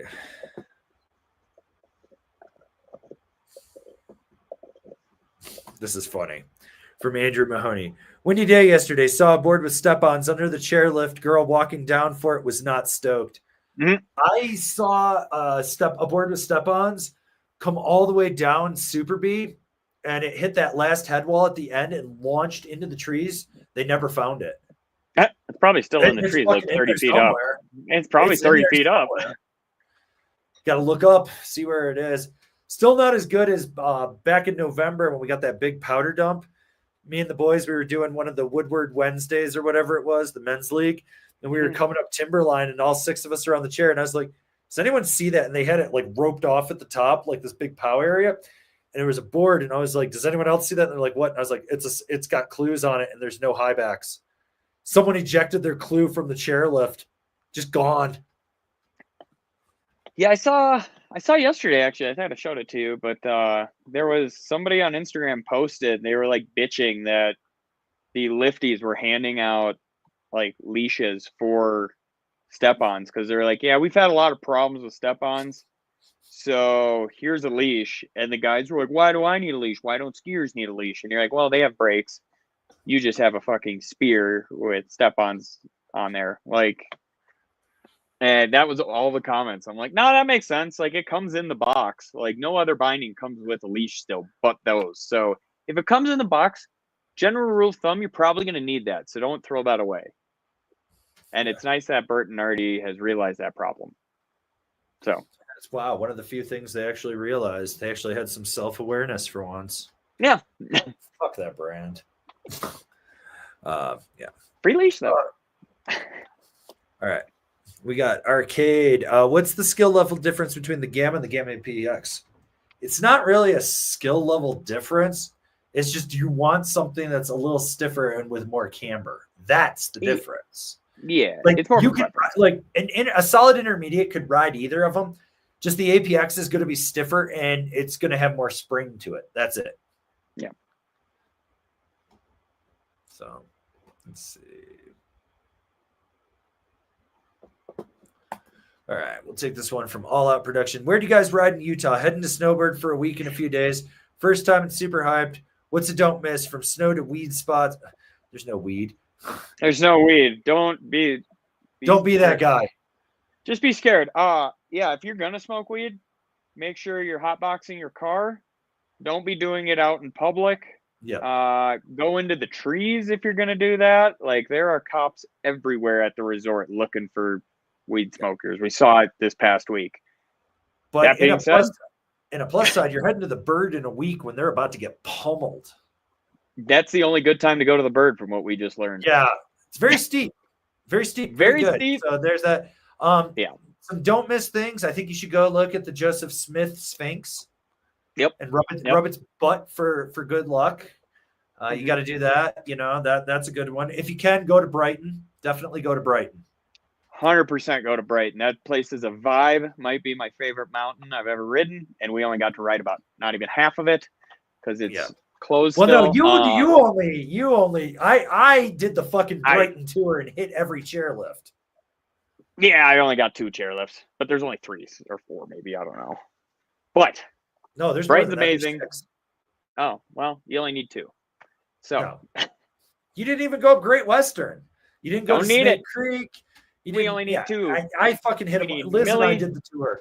But you got to go to Milo Sport. If Squid's working, say what up. Same thing to Justin and Brandon. Those guys are rad. Make sure you buy a pair of the world's best socks, the Milo socks. You want those? True. Which is really good. They just restocked their Karua order too. But yeah, you got to go to Milo. And if you want to laugh, you should go over to Salty Peaks. Also, I want to say fuck you to the 3 guys that hit me up on Instagram when I said that Milo Sport was the best shop in Salt Lake, and they kept trying to argue with me that Salty Peaks was. Fuck you. You support a fucking kook. You are a kook. Fuck you all. I hope you get rectal cancer. Damn. Yeah, I don't Milo. That place is dope. Dennis Go check them Lazari out. has just pissed me off to no end. He just keeps getting worse and worse. So you got to do that. Let's see. If you do, but Snowbird should be sick. And since you're going to be going to Snowbird, drive up to Alta and go to the Snowpine Lodge and go into the pub. And if you like hot Italian subs, Chef Drew makes a banger one there. If not, if you want to be bougie, get a reservation up there and get the pork chop or the tuna or the salmon. The potato crusted salmon. And the tomato fettuccine is really good. So definitely want to do that. But that's worth it. Like Snowpine Lodge, the view is amazing. Yeah. And you're going to make a lot of people walk out onto Alta and piss on the snow. You're going to make a lot of people uncomfortable if you walk in with snowboard boots. It's awesome. Oh, like you watch, you could see in their faces, their buttholes just shrinking. And they're like, oh no, we have just a deviant among us. And it's like, it's the funniest thing ever. I had the lady. They saw that we were snowboarders, and then the police kept doing circle laps around the parking lot. Fucking 3 days. I swear to God, I woke up at like 6:30 in the morning and opened the curtain, and that fucker was in his car staring at our window. Yeah, he knew where we were. Coming. It was great. Awesome. I loved it. Yeah. I felt some boredism while I was there. People were not stoked, but it was fun. I had a good time. That was fun. But yeah, definitely go to Milo. Cal runs a really good shop down there. That's a solid thing to support. And I don't know what else. We didn't really do too much. It was like go snowboard and go back to the lodge. Like we didn't. I mean, there's really like, what else do you need to do? Everything is like 45 minutes away. We found out, or I found out. You probably already knew that. I didn't. Everything's 45 minutes away, no matter where you want to be. So, and it's also separated by different passes, which just connect the two. I don't know why it's so hard in Utah to do that. We do it here all the time. Tunnels straight through. They got tunnels. Just, I don't know. Whatever. Yeah. It's a great place, though. The weed, not great. So hide that, boof that, do whatever you got to do with that. But yeah, it's awesome. Snowbird will be sick as long as you actually have snow. Take the tram up if you can. If you get there bright and early, go straight for the tram. Yeah. If there's POW, get on the tram. Get the fuck up there. Also, don't eat at the one lodge at Snowbird. It's infested with cockroaches. Yeah. What was the name of that one? Was that just the main one there? I think he said the middle lot. I don't know what it was, but it's infested with cockroaches. Yeah. Andy, if you go back and watch that, leave a comment so we know so the squad knows where not to go. Yeah. Like, but everyone should go see Chef Drew and his crew up there. Super rad. If you have spare CB days, bring it for the sous chef because that dude fucked his back up. That dude was worked. He ate it riding one day, just caught an edge, ate it, and he's a trooper and a half. That man didn't miss a beat on anybody's meal I was watching the whole time. So, yeah. He was crushing it. But, no, that was good. Staying at the lodge was great. They provided us with robes and slippers. Literally, I'm wearing them. I brought it. It's mine. You did. It's mine now. I left mine there. I was like, these things are going to disintegrate before I can ever go back to the lodge, though, and afford that. Yeah.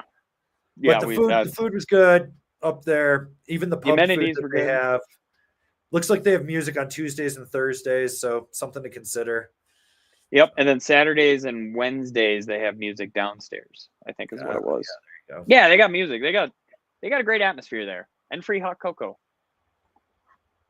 Yeah. Lots of cookies. That was the other, a lot of free coffee too. It's probably cold. The coffee was pretty good. Brighton has the best coffee that's free. So get that shit at the base of Millie. That's what you want.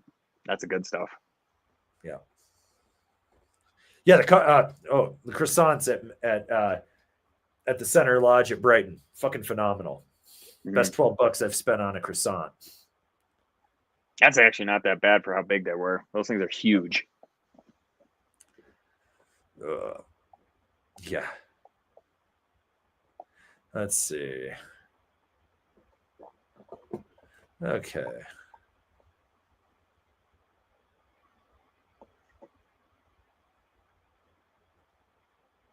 So we'll take this one from Life in the Slow Lane. Just got the new Remind liners. They're awesome, except for a small pressure point on the top of my foot. Any recommendations for leaving that like a piece of foam and a heat mold? You probably, just like you get a little piece of foam right where it is. You tape it down or stick it on top of your sock when you heat mold it, and mold it. And that should push it out. You'd be good.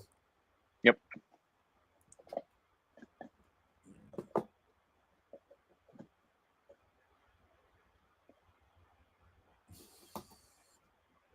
From Daz Tube, I'll soon be heading out to spend 6 weeks living in my camper van in the high Alps. Am I an idiot? Mm-hmm. I think I'm prepared for the cold, but it's a concern. Any tips? If you get really cold, pee on yourself. It's like a wetsuit. For the Alps, I've never been there, but never been. Plenty of blankets. I mean, if you rented an RV, it should have like all that heating and stuff in there. You're probably going to fog up every morning. And if it's super cold, I've heard of the doors getting sealed shut. So be careful about that. Yeah, if your doors get sealed shut, pee on them. There you go. I've never lived out of a van, so I don't really know. Always have a bunch of snacks on you. I think that's kind of the thing. I don't know. I always like having snacks. And if there's a bar or a pub, look for the fattest chick there. Because on a cold winter's night, they'll keep you warm. There you go. And if you absolutely have to, you can cut them open like a tauntaun and climb inside.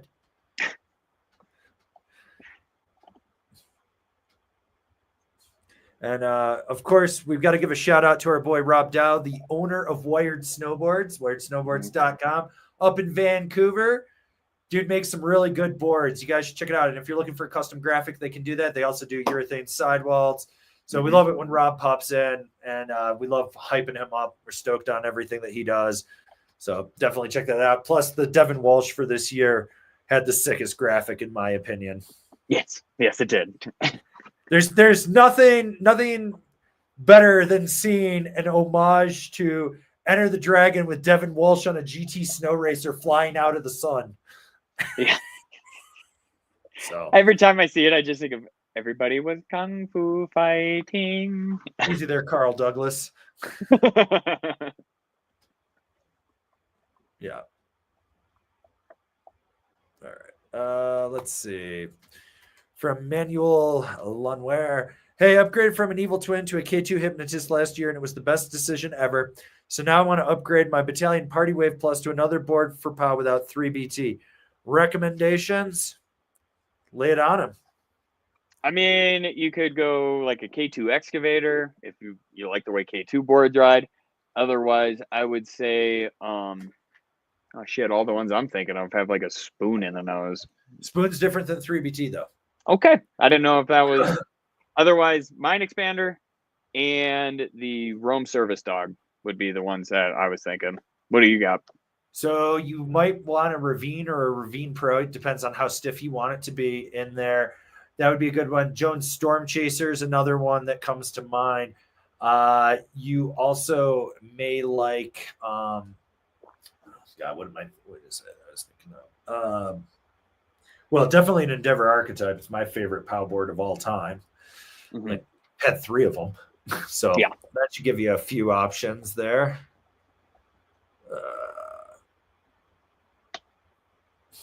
And just, I love this follow-up. Thank you, guys. That was priceless. Heading to Alta, bar ASAP, boots on. yeah. Hell yeah. Hell yeah. That's what I'm here for. Oh, yeah. Yeah, so. Yeah, they got really good cocktails, too, though. And the funny thing about Utah is if there's more than one kind of liquor in it, they only have to measure one liquor. So the other one, they can hook it up on, and that way that's how you get around having to only drink singles all night. That's what the bartender told me, so I went with that. They live there, so they're the experts. All right, we got Bear 264. How important is it to match stiff bindings with a stiff board? I'm riding my Rome Vices on my Ride Mountain Pig, and it seems fun. It's personal preference. Mm-hmm. It really is. Yep. Yeah. Hey, I've seen a lot of border cross dudes riding stiff boards, stiff boots, and soft bindings so they can transfer their weight a little easier. So it's really all personal preference. All right, we'll take this one from Smoke Show Adventures. Have you guys seen the bone? I've seen the boner binding. Oh yeah, I've got videos of the boner binding. I reached out and got a hold of the owner and did like a mock interview with him, and that guy's fucking clueless. I'm gonna do a video on how bad it is. Like it should just be called the compound fracture. Oh my god, someone's gonna die on that fucking thing. Yeah, that's no. Yeah. Ugh. Oh god. Since we're on the topic, so we got Mike B. Worth telling everyone on live to steer clear of the powder clip bindings you said came from some notorious kook. Yeah. Corn Addison's, Soul Stick, Pocket Rocket. Let me find. I got a photo of them. When in doubt, I've always got something going on, right? So that is. I saw those. Yeah. So the guy basically invented a worse version of the Flow Freeballer. And it looks like a anytime that guy Moro. touches anything, I'm convinced that he just doesn't know what the fuck he's doing. The guy sent me a fucking POW board that couldn't ride POW for shit. And then when I said that, he sent me a clip of him riding. He's like, see, I'm riding. And he proceeds to just run into a tree with it. And I'm like, you couldn't even fucking ride it. You couldn't miss that fucking tree. Just slammed into it. Worst fucking, yeah, no. Fuck those things. Ugh. Yeah. Okay. I got an ad for an elevated snowboard today. You did? Yeah, it looked like it had reverse taper on it. It does. Yeah. Guess who rode that? Josh did. Josh Reyes. Oh, really? Yeah. Rode it out in Japan and said it was the scariest fucking thing he's ever been on. Made one lap, took it back, and was like, no. Yeah, I could see that. Yeah. Yeah, it was wild. I was like, wait, this okay. There's a reason nobody else does that. Yeah. Alon did it 20-something years ago on a board. I rode it one time. I'm pretty sure it was Alon. And it was a POW board. And it wasn't as aggressive as theirs. It was like really, really weird. And it did not work the way you thought it would. It was like naturally. Yeah. It's like there's engineers to tell you that's not going to work, right. Or like, you know. We got a super chat from Guy Incognito. Thanks for the cold brew review. I bought one, but was able to return exchange it for a wire direct. That is a way better board. I love the wire direct. That board is awesome. You need to ride one of those. Yeah.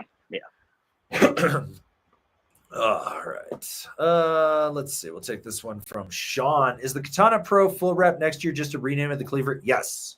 Mm-hmm. Basically, they're doing the Katana family and the 390 family, and I think it's the Trace family or something. They're simplifying their marketing. That's all it is, and it makes sense.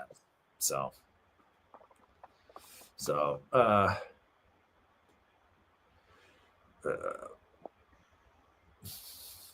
Oh, I like this question. I was looking at that what too. What boards do you love but won't recommend? Honestly, the Jones Stratos is one that I absolutely love, and I find myself never recommending that board. Yeah, but why is that you never recommend it? Just because, I mean, there are other boards that do the same thing, possibly even a little bit better, but mainly because the way they have marketed that board in the past is it's kind of like a little brother to the flagship.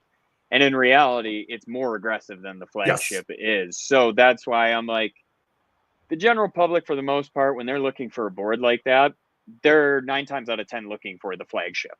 So it's like, there's certain people that when we are going through like comments and everything, I'm like, okay, they could do a Stratos, but like that's the main reason. And honestly, it'll probably get overshadowed by what they got going next year. So that's like the main one that I don't really recommend. What do you got? It's not necessary. Well, the big one would be like if we could skip boards and go to bindings, would be, you notice I never recommend the black labels. Yeah. And I own 5 pairs. Yeah.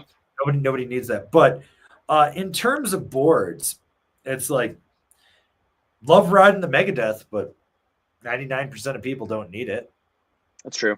Yeah. Don't need it. Like if you think about that, you're like, you don't really need that. Nitro's got some stuff like the Highlander and the Pantera. I don't really I like the Pantera. I don't like recommending the Pantera. It's just too much board for most people, in my opinion. In there, Orca. Yeah, Orca ride's great. Orca, I just don't like recommending it because the people that buy Orcas suck. Like they're 100%. They're stereotypes. They really are, and those people need to get out. Like, rarely do I ever recommend it to someone, and I'm like, that'll be the perfect board for you. So I just don't recommend it, even though it's a good board. Like I like the way it rides. I have fun on it. It's just people get so it's the only board I need. It's the only thing I need. And then I watch them and I'm like, you could ride something that's actually cheaper than that, and you'd ride better in this condition and this condition, and you could just keep it for like this, and you know how that goes. Yeah, and I mean, yeah, that's a great one. Is the Orca? Like we talked about it yesterday. Where it's like, man, because I saw a couple of them out yesterday. Like not even demo Orcas, just straight up Orcas. And it's like you guys haven't had snow in 2 weeks, and like that's a huge one where it's like I like this board a lot for what it's made for. But dude, you want to talk about lip tech moments? Some guy commented on your Orca review that he sets his stance all the way forward. I saw it. So it carves better, and I was like, "You sound like you don't know how to fucking ride." I saw it this morning. He's like, "It's great for riding in park, except for rails," and you're like, "Well, that's half the park." So, like, that board is fun on rails. I have fucking slid some steel on that thing. Yeah, it's so goddamn wide. It's almost impossible to catch an edge on it. Wide. You got 2 camber sections that you can balance under your front or back foot. It's bent in the middle, so you can just lean back and do a tail press across without even trying. Yeah, I don't know. I saw that today, and I was like, I'm just not responding to that one because there's a lot of stuff that you could say to it, and I was like, I don't want to be an ass. I don't want to come off that way, but everything I want to say is about to be like that. So, Oh yeah, dude, last night I went on a rampage on people. I was kind of loopy from the drive back from Utah, and I was just like, "You're a fucking idiot. You're a fucking idiot. You're a fucking idiot." I was just like, "God damn it!" Like, and people are just doing these low hanging fruit jokes. They're like, "What about my clues?" And I was like, you know what? That's low-hanging fruit. If you're going to do that kind of humor and you think it's funny and you're that stupid, I don't want to see your comments. And I'm just blocking people. And I'm just like, get the fuck out of here. I don't even care. I'm like, you're not someone I want in the conversation anymore. That has left the room. Like, it always reminds me, one time I was sitting at the bar and some dude was talking about snowboarding and he asked me what I thought. So I gave him, like, I broke it down, which I was like, I'm not the guy to ask randomly if you don't know me. And he's like, well, you're kind of wrong about all this. He's like, I snowboard like 2 weeks a year. And he went into this whole thing. And I looked at him and I go, that's cool that you ride 2 weeks a year. I do this for a fucking living.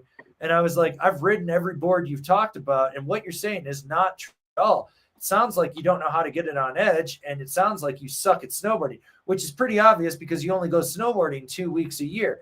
And I was like, at the start of a new month, and in 2 weeks, I'll have ridden as many days as you get all season. And I was like, and then I'll do it again next month and the month after. And, you know, so it's one of those things. And it's like, God, dude, like I just, you know, and he was still going on. And I finally looked at him and I was like, no, this conversation's fucking over because I don't feel like dealing with a retard. And I just walked away and he was just like, what did I do? And I was like, you're just retarded. Or my favorite is my neighbor has this idiot friend who owns a condo on Main Street, Breck. The guy fucking sucks. He was trying to tell me that Forum Snowboards was older than Burton. And I was like, you're wrong. And he's like, well, Forum owned Burton. And I was like, no, Burton owned Forum. And he was going on. And finally, like, I looked at him and I was like, I'm just going to go home because you won't listen to what I say. And I know more than you. And so I left. And then my neighbor told him, he's like, he's right on everything he said. Like, he does this for a living. You're some stupid tech bro from Boulder that made too much fucking money and paid $300,000 above asking price for a fucking 1-bedroom condo. Like, you don't even make sound financial decisions.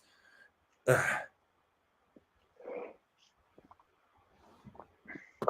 yeah, I love this follow-up. My fetus has more days riding than that. I'm here for that. That's what I'm here for. But I want to take this question from Zenza06. I haven't snowboarded in 16 plus years and have a Rage snowboard full camber from about the same time. Should I get a newer intermediate board or just ride the Rage board? If so, what do you recommend? It's almost like we should have a top 5 for top 5 intermediate boards. I would start there. You should get a new board because that Rage board is actually probably closer to 25 years old.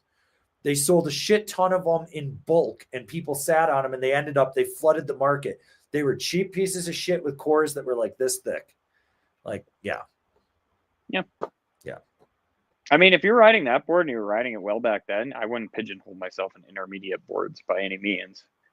Like, look at our top 5 directional twin boards, like, and you'll be solid on that. Anything will be lighter, faster, and stronger than your Rage board was. Oh, I got to take this question from Lightnar. When you were at Milo Sport, did you happen to take a look at the information garage board they have in stock? If so, what do you think? Okay, so no, I didn't go look at the board. I tried on their high-end boot. It is the worst fucking boot I've ever put in my fucking foot. Information garage is the worst fucking shit. So they're old flow molds, which means the shape on that board was designed by my friend Eric Luthart. So the board shape's good, but the guts are just whatever. So Caleb Flowers is a poser ass fuck that doesn't know shit about snowboards and is a fucking kook. Information garage fucking sucks farts out of my ass while I'm shitting diarrhea. Like, it's awful.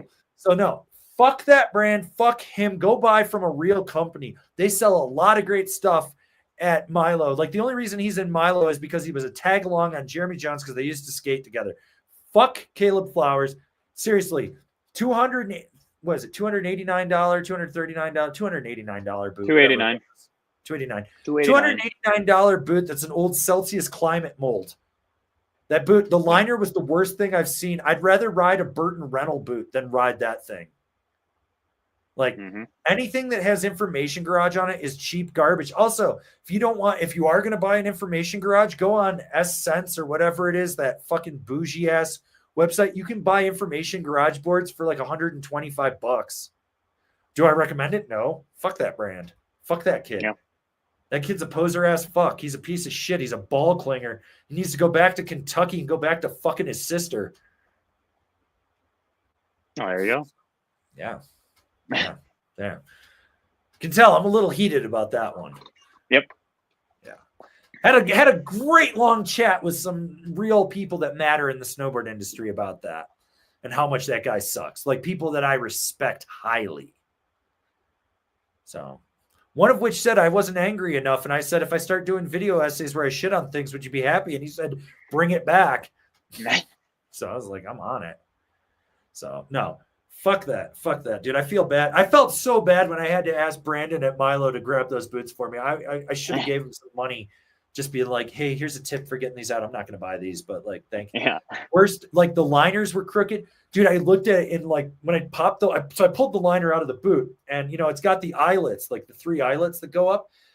Half of them, the rivets were bent and missing. Like, so if you tighten it too much, you're going to pop the eyelet right off. That's how cheap they were. Liner was like the shittiest stitching I've ever seen. Like they look like an afterthought from 2007. They looked like very shitty old boots. Those look like, honestly, they look like the liquid boots that I started on snowboarding when I was like 10 years old. Like I was like, holy shit, they got them in a different color. Why are they still doing these? And then you told me about it. I was like, oh, that's weird. Did you see what happened when I flexed into it and how? No, bad I didn't even know what you were. I thought you were trying on like Rider K2 boots. I didn't know what you were putting on your foot then when I was talking with those dudes. Because I was still looking for a sweatshirt at the time. Yeah. So I was like, I don't know what you're doing. Maybe he's looking for new boots today. Nope. No, I put the foot flat, tightened it up as tight as I could. Dude, the weird thing was the laces like wouldn't even pull through the eyelets. Like I kept pulling them and they just kept slipping. Like the boot was just such a piece of shit. But like I finally got them tight and I go to flex it. And I swear to God, if I kept going and was more flexible, I could have touched my toe to my shin. Like those boots are an ankle surgery waiting to happen for someone. Like I say, the best boots, the one that fits your foot and fits your knees, those don't fit anyone's foot or knees. They're just shit. They're shit. I'd rather go buy a $50 boot off Amazon. At least then I'd be playing Russian roulette, but it'd probably be better. Yeah, probably. I'd rather buy used boots. I saw someone say that his mom's company is Boner Garage. No, that kid's butthole is Boner Garage. Like, I was laughing at that earlier. Oh my God, they were so fucking bad. Like, just fucking trash. Just trash. Anything that kid touches is trash. Like across the board, he's trash. Like, cool, you're paying Cooper to ride for you and he got money. Stoked on that. But straight up talking with people from Salt Lake, basically, he's trying to run like a scam to make money. People, someone was telling me that when he had his high-end bougie store, he bought a bunch of Alibaba puffers, like those cheap Patagonia lookalike puffers, put duct tape on them and was selling them for $500. And then he goes on Bombhole and he's talking about, we need to make it more accessible. And because Burton makes step-ons, I can't make strap bindings. Motherfucker, you're going to go on Alibaba and order the same knockoff Union binding that's on there. It's the same shit that Outdoor Masters selling at their store in Whistler. Like, suck a fart. Like, you fucking retard. Like, fucking sitting here crying, I can't design a bind. Go teach yourself SolidWorks. Take a couple classes off YouTube. If you're going to be in snowboarding, at least contribute to it. That guy doesn't contribute shit. Like, I feel bad for anyone that works with him. He's such a poser ass fuck. Like, any company people that are watching this, marketing people, and I know they're out there. I'm not going to name names, but I know they're in there. Tell that kid he sucks. Like, fucking say it to his face. Fuck him. Burn that bridge with him and then light your way with the fire from it. Like, Information Garage is just going to be another failed brand that we all laugh at in like 3 seasons and go, what the fuck was that shit? I don't even think we'll be talking about it in 3 seasons. I don't think it's relevant enough. No, nobody. People will probably stop talking about it in 6 months. Oh yeah, like yeah. I bet those boots are like Milo didn't even buy them. I bet it's consignment. Oh, I bet you just take them back. Mm-hmm. So, got this question from Sean Quinn. Can you read it? I'm going to grab something. Yeah.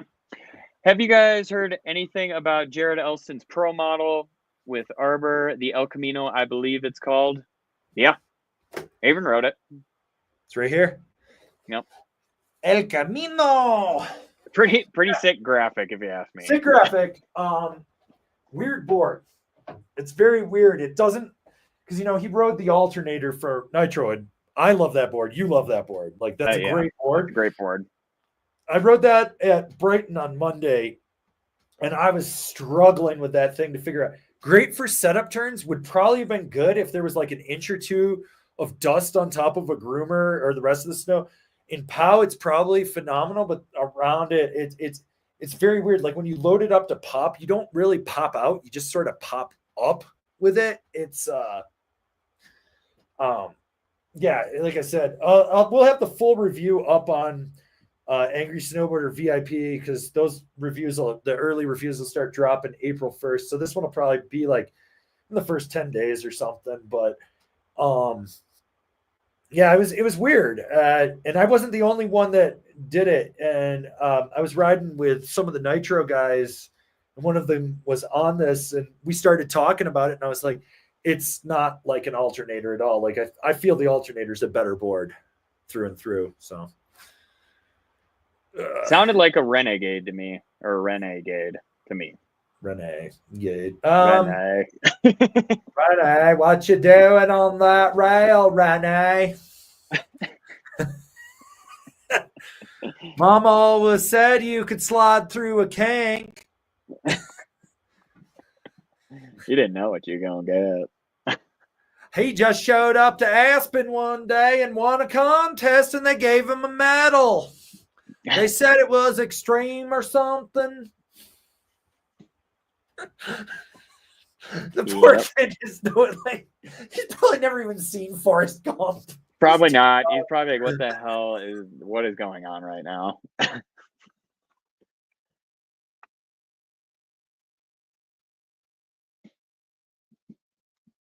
There it is, Mike. I love you, Renee. Did we lose Averin? Or did we lose me?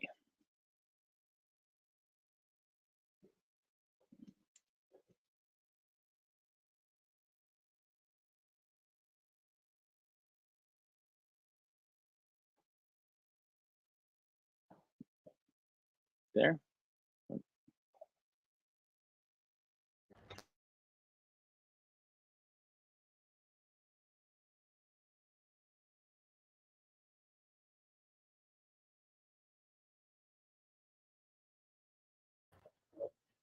All right. Well, I can answer a few more questions for you guys. We'll see if he pops back in really fast. Sorry about that.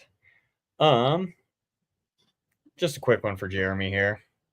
Jeremy asks, where should we eat in Breckenridge tonight? If you want to spend money, go to the Carlin. If you want to go just have like a quick bite to eat, go to Sancho's, or you can go to Averin's favorite place of Castaways. But those are the two I like to. If I want to ball out, I go to the Carlin. They got great food, oyster bar, that whole shit. If you just want to keep it easy and have some really good tacos, Sancho's, get the pork belly. That's my favorite. It's amazing.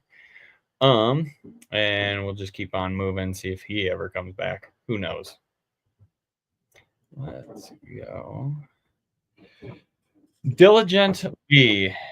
What board from the Nitro Quiver series is the best for carving? Did you hear the question, Abram? Oh yeah, dinghy. Dinghy. There you go. Well, actually, technically, it would probably be the banker, but I feel the dinghy's the best in my opinion, personally. Yeah. The BBC probably. Full effective edge there. No. Probably the dinghy. No way, the nose folds on that too easily. Like he'll fold that thing. Yeah.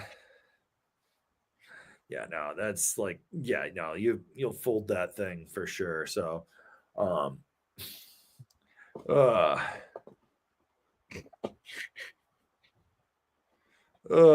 see. I'll take this one from Bear264. While you are in the ranting mood, Averin, do you think that Clues could have their issues addressed, or are they doomed to they're doomed to kook status forever because it's a bunch of fucking engineers that don't snowboard? They literally copied a Solomon fucking rental binding. That's all they did, and then dropped out, then put a fucking sex stirrup that pops out. No, here's the problem with them. They're very proud of their German engineering, and I'm not a German to them. So, and I didn't go to engineering school, and I didn't go to an engineering school in German, so I'm not a German engineer. And so they're very, it's part of the reason they lost World War II. They don't understand how to fucking adapt and shit. Like, They literally had to go make their own binding screws or source them from Germany rather than get them where everyone else is. And that's why the hardware screws are a millimeter too thin, so they wallow out in the inserts and shit. I think it's funny that this year we're seeing more and more of them breaking at the bonding line on the heel cup and shit. It just tells you how bad their injection mold is. They're fucking shit. Like, the best part about Phase coming out is this is going to revolutionize bindings. Is it an easy entry? It's a little more convenient. It's faster, though. So you can still bend down. You're still going to have to ratchet it in. Supermatic is now licensed to Bent Metal and Solomon, with other companies coming on board with it too. You got Step-On with more companies as well. Like, no, fuck those guys. And I always love how people are like, well, it's only $500 for the binding. And I was like, yeah, and $300 for the boot. You paid $800 for it. That's the same thing as buying Step-On. Like, buy a Phase for like I think these are what? These ones are $330, I think. Something like that. Maybe I thought less. those are $389. $389. So under $400, and you can still use your boots. No, the 32 ones are $330. $330. $320 or $330 for the Vulcan version, I believe. Yeah. So, but those ones you have are the most expensive ones that yes, they make. yes. Well, these ones are also the stiffest ones that they make. Yep. So I'm curious about these, but might set those up for tomorrow. I don't know. We'll see how I feel.